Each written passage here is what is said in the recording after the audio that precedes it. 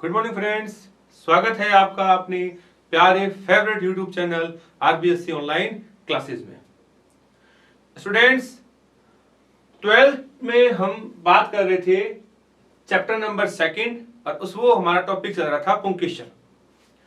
पुंकेसर में हमने देखा किस प्रकार से एक जो एंथर है यानी कि परागकोश है, इस परागकोश का निर्माण होता है।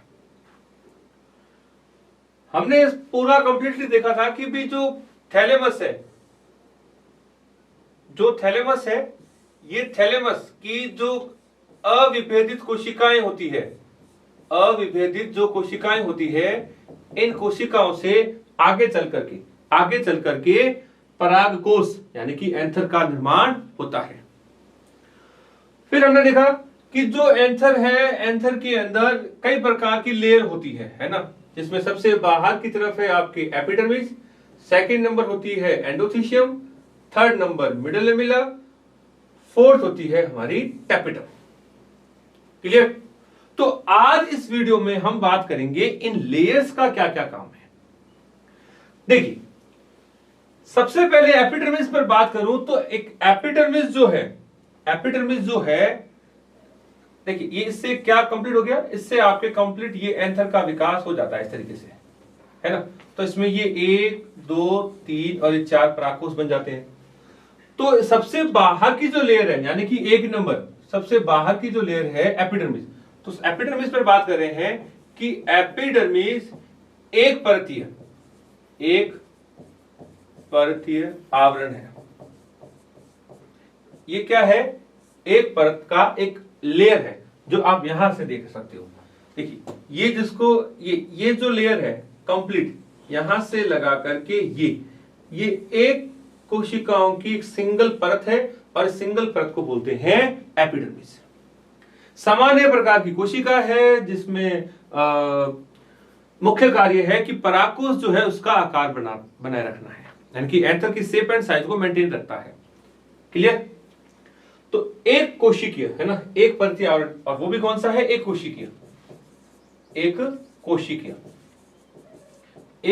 कोशिका की है ना, कंटिन्यू एक कोशिकीय आपके इसमें लेयर है। क्लियर? देन और बात करें कि जो एपिडर्मिस है, एपिडर्मिस में आपके कॉर्नर जो पार्ट है यानी कि ये यहां पर विशेष प्रकार की लेयर में ये बदल जाती है। कैसे? देखिए, ये क्या करता है कि यहां पर ये विशेष प्रकार की सेल यानी कि ये जो जोन है, इस जोन में विशेष प्रकार की सेल बनाती है कुछ इस तरीके से।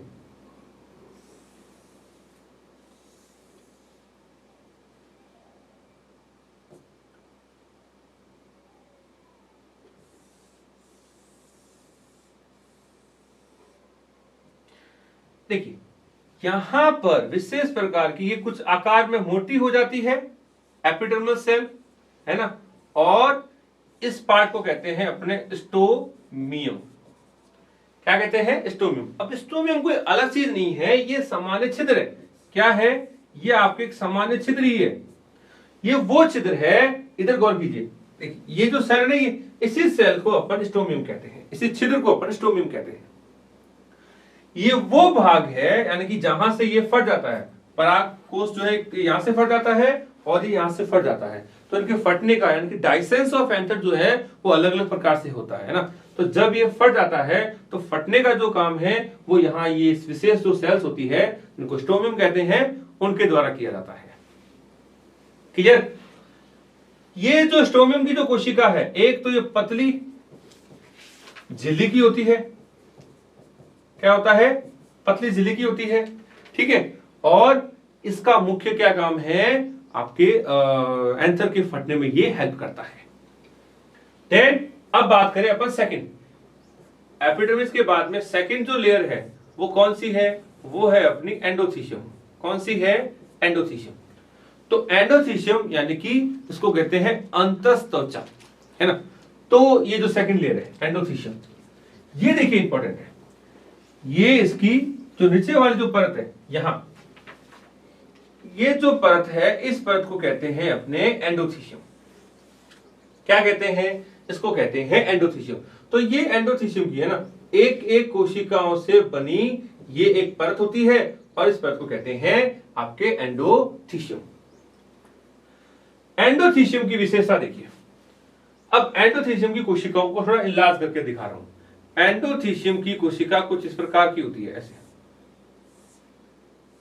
ठीक है। इन कोशिकाओं में रेसे पाए जाते हैं, रेसेदार यानी कि पट्टियां पाई जाती है, ऐसे रेसे पाए जाते हैं। और रेसे किसके होते हैं? ये रेसे होते हैं आपके अल्फा सेलुलोज। किसके बने होते हैं? अल्फा सेलुलोज के बने हुए इसमें रेसे पाए जाते हैं। क्या पाए जाते हैं? अल्फा सेलुलोज के रेसे पाए जाते हैं। इसीलिए इस परत का एक नाम और है, इसको रेसेदार परत भी बोलते हैं। क्या कहते हैं? इसको रेसेदार परत, क्या कहते हैं? रेसेदार परत भी कहा जाता है। क्या कहते हैं? इसको रेसेदार परत भी कहा जाता है। और सुनिए, अल्फा सेलुलोज है और अल्फा सेलुलोज एंडोथीशियम में पाई जाती है। इसकी वजह से इसको रेसेदार परत कहा गया। ये जो है वो हाइड्रोस्कोपिक होते हैं, यानी कि जल के प्रति, ये क्या होते हैं? हाइड्रो स्पेसिफिक, यानी कि ये जो लेयर है ये जल के प्रति सेंसिटिव होते हैं। अर्थात जल की कमी या ज्यादा हो तो भी ये अपने आप का नेचर शो करते हैं। और जब यहां जल की कमी हो जाती है, जल की जब कमी हो जाती है तो ये सिंक हो जाती है, यानी कि सिकुड़ जाती है। और जब ये सिकुड़ती है तो गौर कीजिए, ये जो लेयर्स है ना, सिकुड़ने से ये धीरे धीरे छिटकती है, एक दूसरे से अलग होती है ना, जहां से इनका डाइसेंस होना होता है, यानी कि फटना होता है। तो ये क्या करती है? जल की कमी होने से सिकुड़ जाती है एंड फाइनली एंथर के फटने में, यानी कि स्फुटन, क्या कहते हैं अभी? स्फुटन में हेल्प करते हैं। क्या करते हैं? स्फुटन में हेल्प करते हैं। क्लियर? रिपीट कर रहा हूं, एंडोथीशियम जो कि सेकंड लेयर है, दूसरी परत होती है एपिडर्मिस के बाद की, एक सिंगल परत है ना, कोशिकाओं की बनी हुई केवल एक सिंगल लेयर है ना, एक परतीय कोशिका की लेयर होती है, जिसमें अल्फा सेलुलोज के पट्टियां, रेसे पाए जाते हैं। और इन्हीं रेसों की वजह से इसको रेसेदार परत भी कहते हैं। रेसे किसके होते हैं? अल्फा सेलुलोज के। किसके होते हैं? अल्फा सेलुलोज के। और ये हाइड्रोस्कोपिक होते हैं, जल के प्रति सेंसिटिव होते हैं। जब जल की कमी हो जाती है तो ये धीरे धीरे सिकुड़ जाती है और उससे जो स्टोमियम जो है, यानी कि पॉलन ग्रेन जो है वो बाहर वातावरण में इन छिद्रों से, यानी कि स्टोमियम की हेल्प से बाहर आ जाते हैं। या शॉर्ट में बात करूं कि जो सेकंड जो लेयर है ना, ये एंडोथीशियम, ये स्फुटन में हेल्प करती है, यानी कि सहायता करती है। क्लियर? देन फिर बात करें third number layer. Third number जो लेयर है ना, वो कौन सी है? मध्य पटलिका। कौन सी है? मिडिल लेयर या मध्य पटलिका। वो आपके इधर इस तरीके से देखिए, इसके नीचे ये जो लेयर है यहां से लगा करके ये जो लेयर है, इन लेयर्स को कहते हैं आपके मध्य पटलिका, यानी कि मिडल लेमिला। क्या कहते हैं? Middle lamella. मध्य पटलिका या मिडल लेमिला, ये आपके 2 से 3 है ना परत की एक कोशिकाओं का सीक्वेंस है, जिसमें परतें कितनी होती है? देखिए, हम बात कर रहे हैं मिडल लेमिला। मिडल लेमिला जो है ये आपके 2 से 3 परतीय, 2 से 3 परतीय आवरण है। क्या है? 2 से 3 परतीय आवरण होता है ये। अब इसका काम क्या है? इंपॉर्टेंट चीज है, इसका काम है टैपिटम कोशिका। सबसे देखिए, इनरमोस्ट कौन सी है? इनरमोस्ट है आपके टैपिटम। तो टैपिटम कोशिका के द्वारा, है ना, टैपिटम कोशिका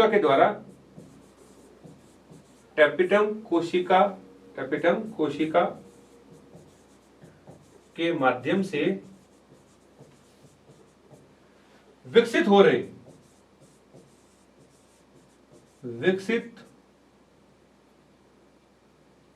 विकसित हो रहे पराग कणों को पोषण उपलब्ध करवाना, पोषण देना है। ये इसका इंपॉर्टेंट काम है। क्या चीज कि जो मिडिल लेमिला है, ये जो कोशिकाएं होती है ना, ये जो कोशिकाएं हैं, जो भी ये कोशिकाएं अपना जो पोषक पदार्थ है, अपने जो न्यूट्रिशन है ना, वो टैपिटम के माध्यम से नीचे डालते रहते हैं। क्लियर? और इंपॉर्टेंट चीज है, ध्यान रखना कि एक तरुण जो यंग है, यानी कि यंग हो रहा है, उसके अंदर तो बकायदा सारी लेयर होती है, लेकिन मैच्योर एंथर के अंदर, यानी कि जब डाइसेंस ऑफ एंथर होना होता है, डाइसेंस ऑफ एंथर यानी कि जब एंथर फट रहा होता है, उस समय यानी कि पूर्ण विकसित, देखिए ये तो हो रहा है, और ये कौन सा है? पूर्ण विकसित परागकोश। ये क्या है? पूर्ण विकसित परागकोश, यानी कि एंथर। तो इस पूर्ण विकसित यानी कि जब ये फट रहा होता है, स्फुटन हो रहा होता है, उस समय जो है वो आपके मात्र दो ही परत रहती है। कौन कौन सी?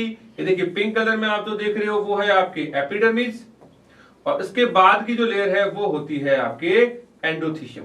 ये दो ही जो लेयर है वो लास्ट तक रहती है। बाकी मिडिल लेमिला और जो अभी हम बात करेंगे टैपिटम, ये दोनों डिस्ट्रॉय हो जाती है ना, ये दोनों नष्ट हो जाती है। क्यों? क्योंकि अपना जो पोषक पदार्थ है, वो पोषक पदार्थ किनको दे दिया जाता है? पराग कणों को। किनको दे दिया जाता है? पॉलन ग्रेन यानी कि पराग कणों को ये दे दिया जाता है। क्लियर? तो रिपीट करूंगा कि जो मिडिल लेमिला है, मिडिल लेमिला अपने 2 से 3 कोशिकीय आवरण है। ठीक है? इन 2 से 3 पर जो आवरण है, इसका मुख्य कार्य है टैपिटम कोशिकाओं के माध्यम से क्या करते हैं? जो परागकण है उनको पोषण यानी कि न्यूट्रिशन देने का काम करते हैं। क्लियर? फिर आगे बात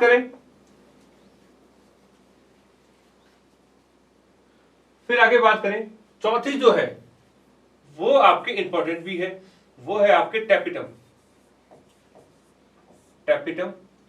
अब देखिए टैपिटम जो परत है, टैपिटम परत सबसे आखिरी में कहां होती है भाई?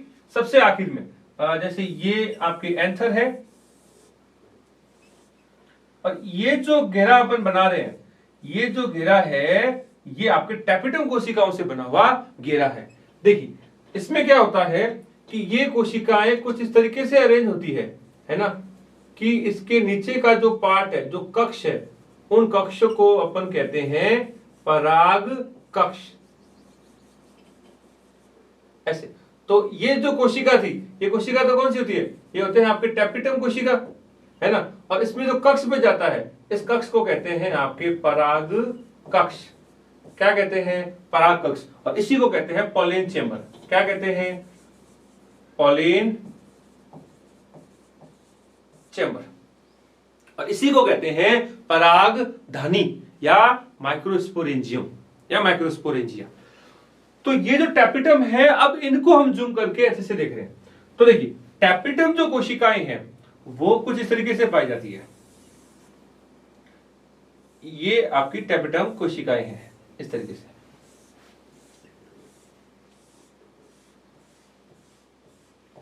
ऐसे तो देखिए टैपिटम कोशिका एक पराग कोश यानी कि एंथर का सबसे आखिरी inner most layer of anther is called tapetum. क्या कहते हैं? टैपिटम कहते हैं। क्लियर? टैपिटम जो है ये इसका देखिए मुख्य काम तो बताता हूं, इसका मुख्य काम है पोषण देना। क्या देना? पोषण देना। इसका मुख्य काम क्या है? पोषण देना। किसको? विकसित हो रहे पराग कणों को। क्लियर? विकसित हो रहे पराग कणों को पोषण देना, ये इसका मुख्य कार्य है। इसके अलावा भी टैपिटम के कई सारे कार्य हैं, है ना। तो पहला तो काम हो गया पोषण देना। फिर बात करें, अब देखिए इनमें विकसित कौन हो रहे हैं? इनमें विकसित हो रहे हैं आपके चतुष्क या परागकण मान लीजिए ना, इसको आप परागकण या चतुष्क कुछ भी कह दीजिए। मान लीजिए ये आपके परागकण है ना, तो ये कौन है? परागकण यानी कि पॉलन ग्रेन।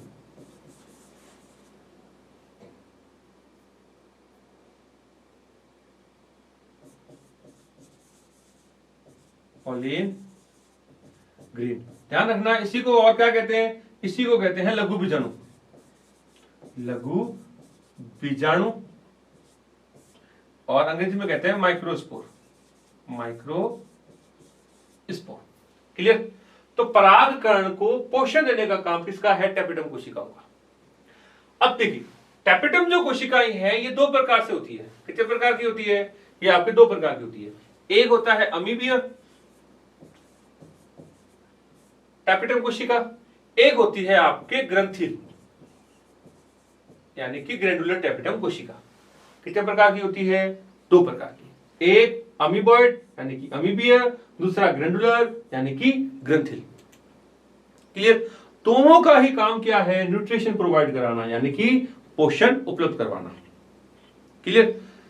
अब देखिए, नेचर वाइज दोनों का थोड़ा सा फर्क है। क्या, अमीबीज जो कोशिकाएं हैं ये तो पूर्ण रूप से नष्ट हो जाती है, पूर्ण रूप से नष्ट हो जाती है। क्या हो जाती है, पूर्ण रूप से नष्ट हो जाती है, अर्थात पोषण देते देते, है ना। कैसे, पोषण देते देते ये पूर्ण रूप से नष्ट हो जाती है। लेकिन जो ग्रंथिल जो टेपिटम कोशिकाएं हैं ये अंत तक बनी रहती है, एक तो इन दोनों में ये अंतर है। करते क्या है, इधर देखिए, मान लीजिए ये अमीबिया प्रकार की कोशिका है, अमीबिया प्रकार की टेपिटम कोशिका है, तो ये क्या करेगी, अपना जो स्त्राव है ना, अपना स्त्राव ये हल्की सी फट जाएगी, यहां से ये क्या होगी, यहां से फट जाएगी, और अपना जो स्त्राव है वो स्त्राव यानी कि आवश्यक पदार्थ जो है वो नीचे, कहां पर, पराग कक्ष में, यानी कि इधर मान लीजिए ऐसी है, तो ये पराग कक्ष के अंदर कण के रूप में ना, छिद्रों के रूप में, यहां इनमें छिद्र बन जाएगा, और छिद्रों के रूप में जो पोषक पदार्थ है वो नीचे ट्रांसफर कर दिया जाता है। क्लियर। लेकिन और कंप्लीट पूरी क्या हो जाती है, नष्ट हो जाती है। लेकिन इसमें ऐसा नहीं होता, ये तो क्या होती है भाई, ये तो कंप्लीट पूरी रैप्चर हो जाएगी, देख करके धीरे धीरे क्या है, पूरी की पूरी रैप्चर हो जाती है। लेकिन इसमें ऐसा नहीं होता, ये कुछ मात्रा जो पोषक पदार्थ है वो ही यहां से सिक्रेट किया जाता है, यानी कि यहां से स्त्रावित किया जाता है, इस तरीके से। ठीक है। और आगे बात करें, इनकी कोशिकाओं में विशेष प्रकार के पदार्थ पाए जाते हैं। उन पदार्थों को कहते हैं प्रोउबिस काय। क्या कहते हैं, प्रोउबिस काय, यानी कि प्रोउबिस बॉडी, प्रोउबिस बॉडी कहते हैं, प्रोउबिस बॉडी कहते हैं। ये प्रोउबिस बॉडी जब पराग कक्ष में है ना, ये है कौन भी, ये किसका निर्माण करते हैं, पराग कक्ष का, पराग कक्ष। तो जब इन पराग कक्ष में जब ये पदार्थ यहां आ जाता है, तो अब इस पदार्थ जो है वो धीरे धीरे पराग कणों के चारों ओर जमने लगता है, पराग कणों के चारों ओर जमने लगता है। तो इसको कहते हैं, अब इनको क्या कहेंगे, इनको कहते हैं आपके उबिस बॉडी, उबिस बॉडी। और इसी उबिस बॉडी को कहते हैं आपके, इंपॉर्टेंट है, स्पोरोपोलिन। क्या कहते हैं, स्पोरोपोलिन,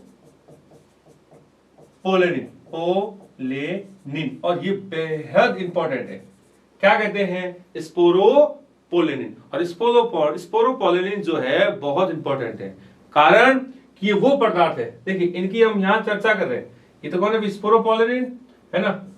और स्पोरोपोलिन की हम यहां चर्चा कर रहे हैं कि स्पोरोपोलिन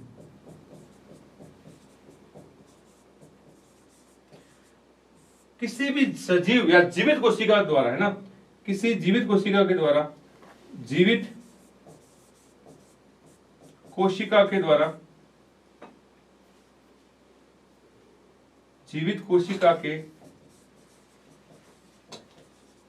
द्वारा बना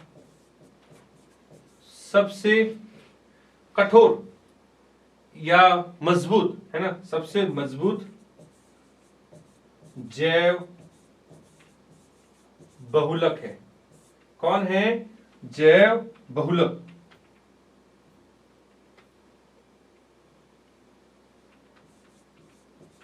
क्या है? तो किसी भी जीवित कोशिका के द्वारा बना हुआ सबसे मजबूत या कठोर जैव बहुलक है। क्या चीज है? जैव बहुलक है। ये इंपॉर्टेंट चीज है, ध्यान रखना। और इसी स्पोरोपोलिन की वजह से जो पराग कण है ना, वो पराग कण काफी लंबे समय तक यानी कि जीवाश्म के रूप में मिलते हैं। पराग कण है ना, इसी स्पोरोपोलिन की वजह से जो पराग कण है ना, पराग कण जो है जीवाश्म के रूप में मिलते हैं और इसी की वजह से ये हजारों सालों तक सरवाइव कर सकते हैं, है ना। तो रिपीट कर रहा हूं, स्पोरोपोलिन टैपेटम की कोशिका से बनाया हुआ एक सबसे मजबूत हार्डर सब्सटेंस होता है और जो वास्तव में है क्या? एक जैव बहुलक है ना, बायोपॉलीमर है ना, जिसकी वजह से परागकण जो है वो जीवाश्म के रूप में हमें काफी हजारों लाखों सालों के बाद में भी मिल जाते हैं। क्लियर? तो देखिए, इसके साथ में मैं अब टैपेटम के कार्य के ऊपर बात करूंगा। तो अब अपन नेक्स्ट बात कर रहे हैं टैपेटम के कार्य। टैपेटम के कार्य, तो देखिए फर्स्ट बात करें परागकणों को पोषण देना।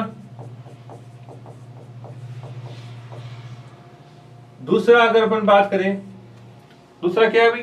परागकणों को पोषण देना। दूसरा हो गया कि स्पोरोपोलिन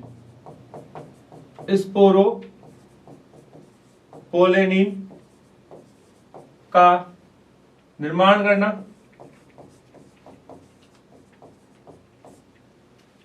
थर्ड बात करें, इंपॉर्टेंट है, विशेष एंजाइमों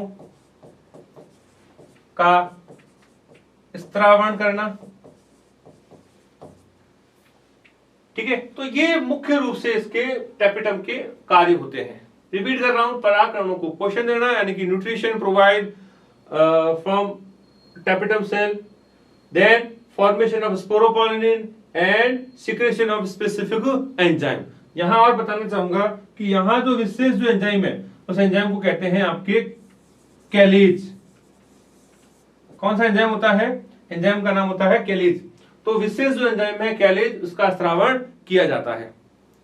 कौन करता है? टैपेटम कोशिका उसका निर्माण करवाई जाती है। देन बात करें कि फाइनली और क्लियर वे में कि जो पराग कक्ष है, पराग कक्ष का निर्माण करना, पराग कक्ष का निर्माण करना, है ना, कि जो स्पोरेंजिया जो है ना, माइक्रोस्पोरेंजिया, उसको बोलते हैं परागधानी।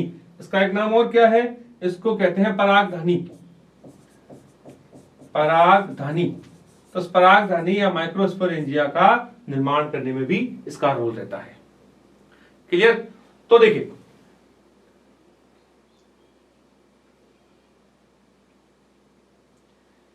कि जब एक पराग कोष जो है पूरा विकसित जब हो जाता है ना, जब ये पूरा विकसित हो जाता है तो इसका डाइसेंस होता है। क्या होता है? डाइसेंस। जब इसका डाइसेंस यानी कि पराग कोष जब फटता है तो उसके फटने के दौरान जो भी पराग कण है, ये पराग कण वातावरण में मुक्त हो जाते हैं। क्या होते हैं? पराग कण वातावरण में मुक्त हो जाते हैं। क्लियर?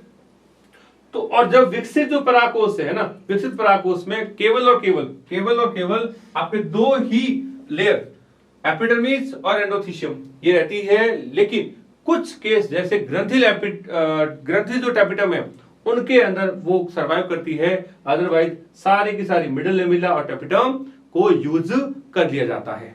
किसमें उनको यूज कर लिया जाता है? आपके परागकणों के निर्माण के अंदर। क्लियर?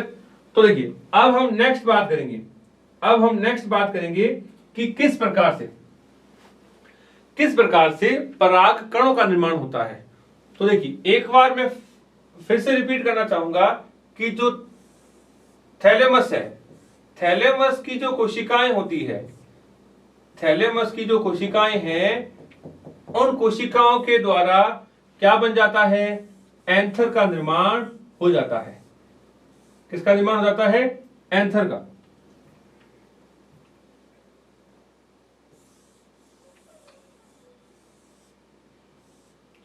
इस प्रकार से, है ना।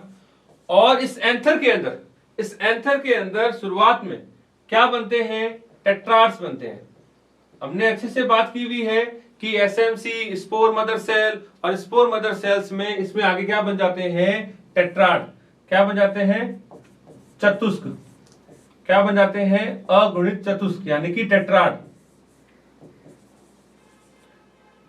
क्या बन जाते हैं, टेट्राड्स बन जाते हैं। ये चतुष्क या टेट्राड्स जो है, ये चतुष्क या तो टेट्राड्स जो है, टेट्राड्स जो है, ये अब आपके आगे किसमें बदलेंगे, ये आपके आगे बदलते हैं परागकणों में। किसमें बदलते हैं, परागकणों में। तो देखिए एसएमसी जो है, यहां इसको मैं पूरा बताना चाहूंगा कि एक द्विगुणित कोशिका थी, इसको हमने नाम दिया था एसएमसी, स्पोर मदर सेल। क्या था अभी, spore mother cell. Spore mother cell में विभाजन होगा अपने अर्धसूत्री विभाजन, अर्धसूत्री विभाजन यानी कि मियोसिस। मियोसिस, तो मियोसिस या अर्धसूत्री विभाजन के पश्चात इसमें क्या बनता है, इसमें एक विशेष संरचना बनती है, और इस विशेष संरचना को कहते हैं अपने टेट्राड्स। क्या कहते हैं, चतुष्क या टेट्राड्स कहते हैं। इसी को कहते हैं आपके चतुष्क। क्या कहते हैं, चतुष्क।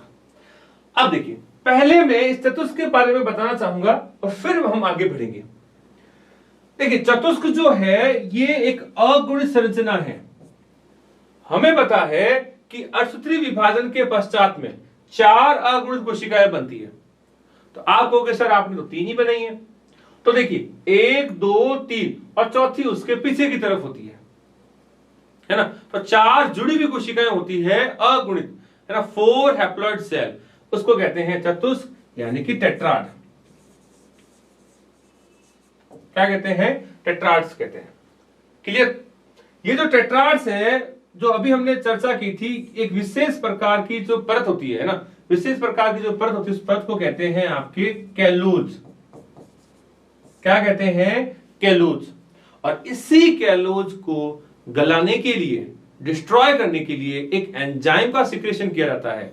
किसका, कैलेज का।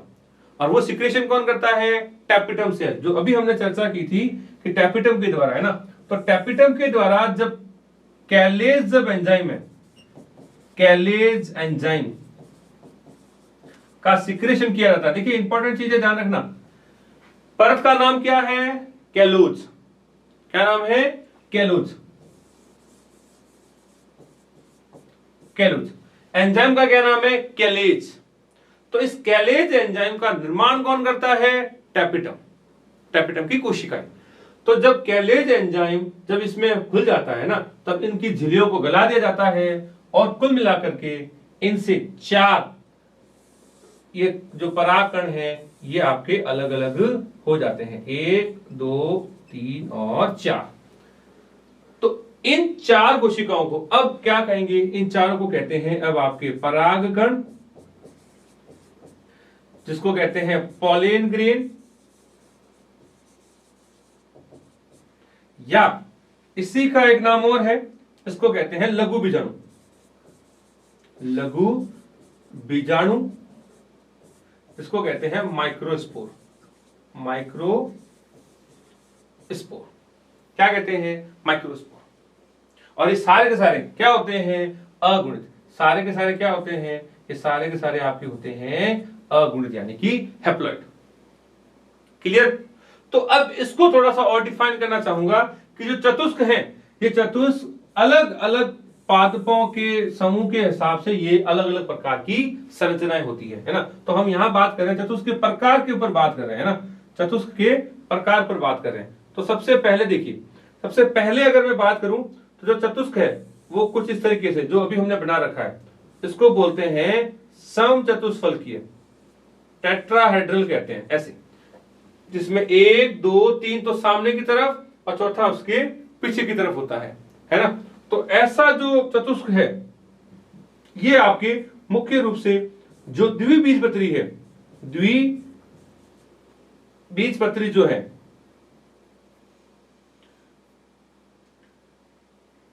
जो द्विबीजपत्री है, द्विबीजपत्री यानी कि डाइकॉट, इन डाइकॉट्स के अंदर ये मुख्य रूप से पाया जाता है। किसके अंदर पाया जाता है? डाइकॉट्स के अंदर ये मुख्य रूप से पाया जाता है, जिसमें 3 फ्रंट की तरफ और चौथा उसके पीछे की तरफ होता है।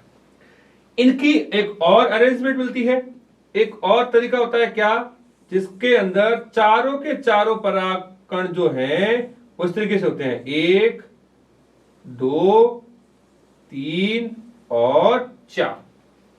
अर्थात टेट्रार्स के चारों जो परागकण हैं, है ना, चारों के चारों जो परागकण हैं वो एकदम सामने फ्रंट में जुड़े रहते हैं। इनको बोलते हैं समचतुष्फलकीय। इनको क्या कहते हैं? समचतुष्फलकीय। और ये उदाहरण है आपके एक बीजपत्री यानी कि मोनोकॉट का। किसका है? मोनोकॉट इसका एग्जांपल है। ये हम यहां बात कर रहे हैं उदाहरण की, है ना। तो द्विबीजपत्री में आपके चतुष्फलकीय, इसमें समचतुष्फलकीय, ठीक है। इसके अलावा और बात करें, इसके अंदर देखिए, इसमें आपके टी शेप, जैसे एक परागकण, दूसरा परागकण, तीसरा और ये चौथा, ऐसे, है ना। तो ये जो अरेंजमेंट है, ये आपके इस तरीके से पाता है, टी शेप। अब इसमें 2 ऑप्शन ध्यान रखिएगा, एक तो ये और एक इसमें ऑप्शन और है उल्टा टी, यानी कि एक परागकण, दूसरा परागकण, तीसरा और ये चौथा। तो इसको आपके उल्टे टी का अरेंजमेंट कहते हैं। तो टी शेप, है ना, टी से आप याद रखना एरिस्टोलोकिया। टी से क्या याद रखोगे? एरिस्टोलोकिया, एरिस्टोलोकिया,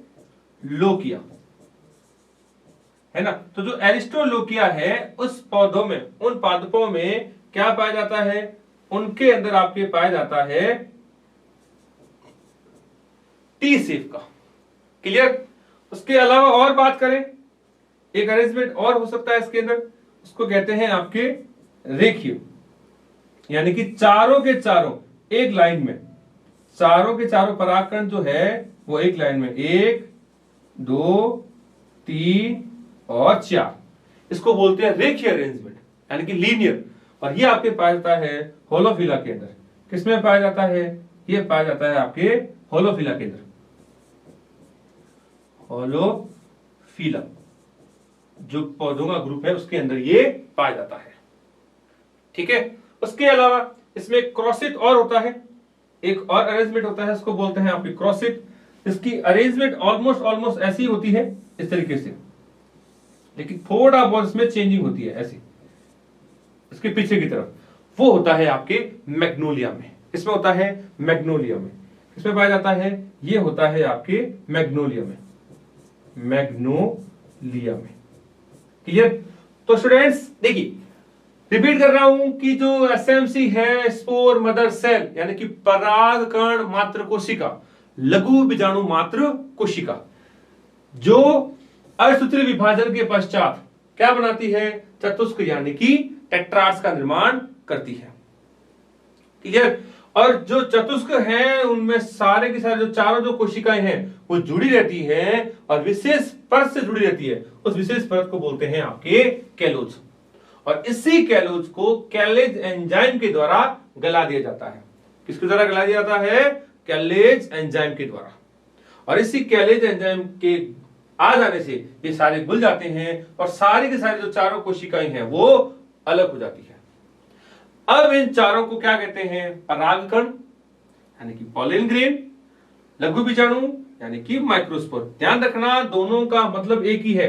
इन दोनों का जो मतलब है एक ही है। आप इसको परागकण कह दीजिए या आप इसको लघु बीजाणु कह दीजिए। क्लियर?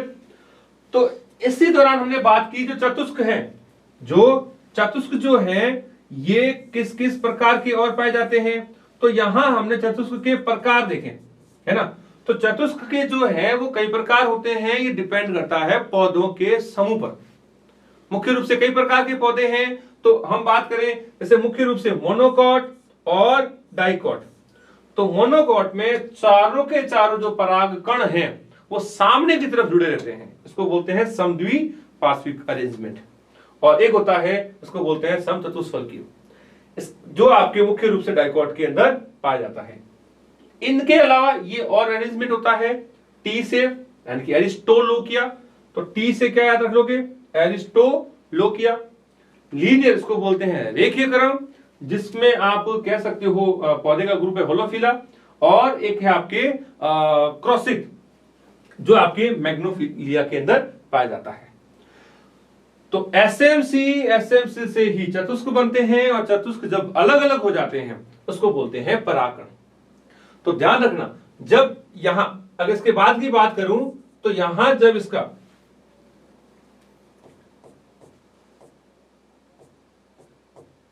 यहां से ये देखिए विकसित हो रहा था एंथर, जब एंथर आगे डाइसेंस होगा, यानी कि कुछ इस तरीके से एंथर जो है वो कुछ इस तरीके से डाइसेंस होगा, यानी कि जब फटेगा तो जो परागकण जो है ना, जो परागकण जो है, ये परागकण इनसे निकल करके बाहर वातावरण में आ जाएंगे।